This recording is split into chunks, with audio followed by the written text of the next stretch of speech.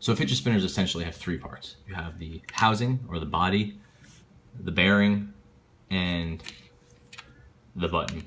Of those, the bearing seems to be the one that causes the most confusion with people. So I want to do a quick video just distilling what I've learned about them. You basically have four types of bearings. You have a plastic bearing.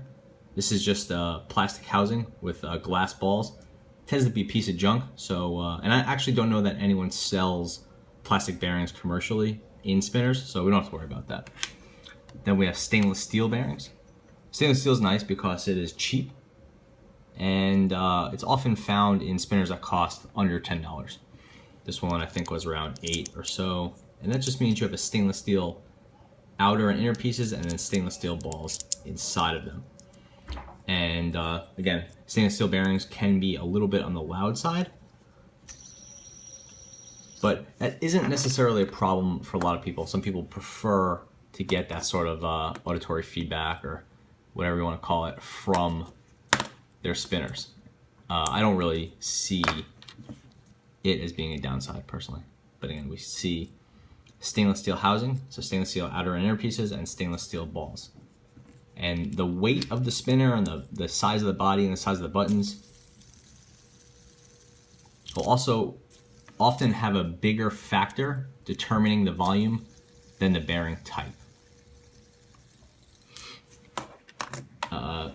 Next up, we have hybrid bearings, also known as hybrid ceramic bearings. That means you have stainless steel outer and inner pieces, but then you have these ceramic balls on the inside.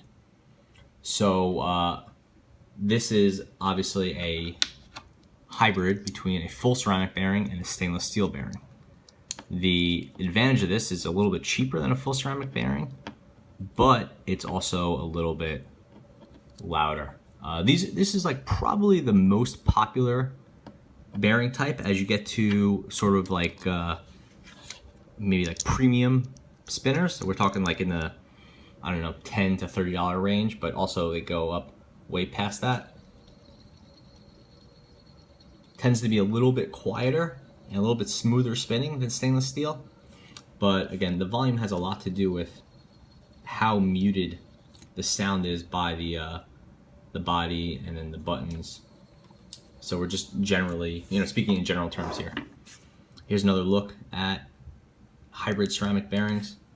You can see it's the balls are kind of black, and we have those sort of metal pieces on the outside. So it's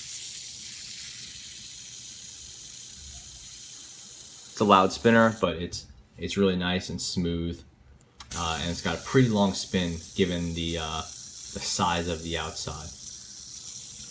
Nice low vibration, and moving over to ceramic components versus steel reduces the weight. Again, the bearing is only a small part of the overall weight of the device, but if you're looking for something a little bit lighter, then ceramic bearings tend to be the way to go. Lastly, we're looking at full ceramic bearings. So now you can see it has ceramic outer and inner pieces, and then ceramic balls. This is nice because it's really light and it has a really smooth feeling and it's really quiet. But the downside of going full ceramic is that it's really expensive. This spinner is called the Falcon.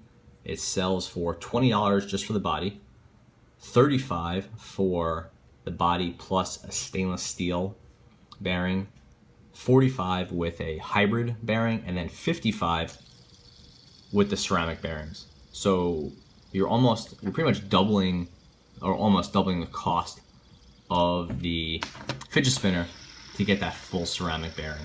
And if you wanted to get a full ceramic bearing on its own, you're looking at spending well over $20, probably more like often $30.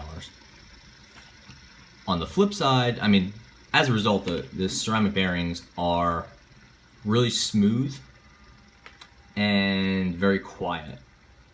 I wouldn't necessarily say they're the longest spinning, that's a separate factor, but they are generally quiet and smooth. That is pretty much a given if you're buying a nicer ceramic bearing.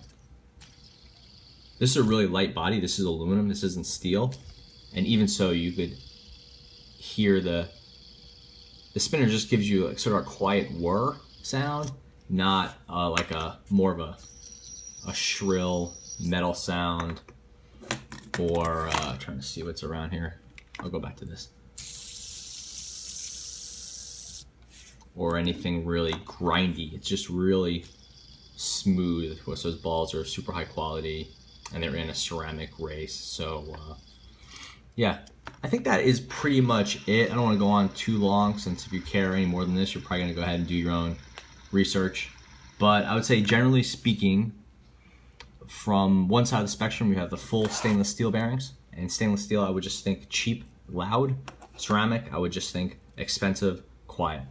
And then in the middle, you have hybrid ceramic, which I would generally say is the way to go. I do not think ceramic bearings, full ceramic bearings, are worth it.